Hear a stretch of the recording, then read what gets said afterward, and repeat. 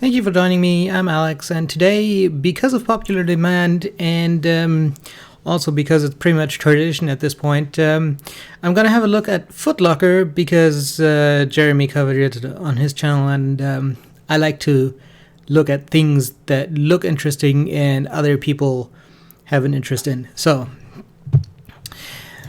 they do retail, shockingly enough.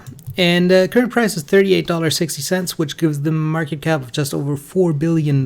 So it's not actually a huge company, but, you know, respectable $4 billion market cap. Current dividend yield 3.86% with a 32% payout ratio. And that is actually not only amazing, but also the reason that Jeremy is covering it and buying it. Revenue $8 billion, which is up slightly. Earnings $541 million, which is up 90% from the previous year, but also lower than the year before that. So that's not a huge upswing there. It's more pretty much in line with the previous 2 years. It's like the last year was the outlier, not the current one.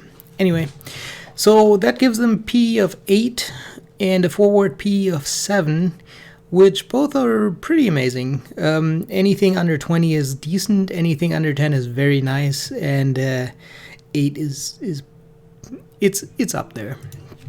Total assets $3.8 billion, total liabilities $1.3 billion, which gives them total stockholders' equity of $2.5 billion, which is down very slightly. And here is the main problem that I have with the stocks I own as well, which is that I don't know whether or not brick and mortar retail is really going to last a long time. And for that reason, I don't know if things like Kohl's, Macy's, what else do I own? There was one more.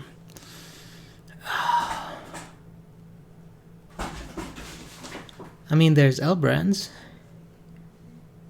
Huh. There was one more. Anyway, I don't know how long that's going to last, and that's why I'm not really all that interested in brick and mortar retail, even though Nordstrom was the other one. Nordstrom, for example, has a pretty good e-commerce business, which is why they're doing so well. Now, FootLocker, on the other hand, apparel is pretty much their own category because you'd like to try things on before you buy them, but shoes tend to be fairly similar if they're marketed at the same size. So pretty much everyone knows their shoe size, and pretty much everyone could order shoes online, which is why I'm not really sure about FootLocker, and which is why I'm probably not going to buy it. Besides the fact that the dividend yield is actually lower than things like L Brands or Nordstrom, I think, which means that I'd rather invest my money there than here. And also, I covered a stock the other day that was a financial stock with a dividend yield over 4%, which is a dividend aristocrat, which might be important, that I would much rather buy than this one. So therefore, it has good statistics, it has a very good balance sheet, it has a nice payout ratio, and it has an amazing PE, which means if you're a dividend investor or a value investor, this is a really nice stock. And obviously you should do your own research, but everything looks nice right now. But I just don't like that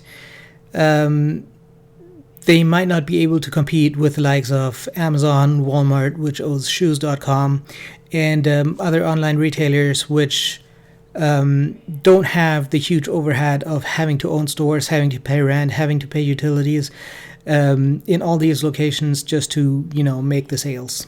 So that's it for me for today. If you like this video, make sure to subscribe. I'm coming out with more videos every day before market open.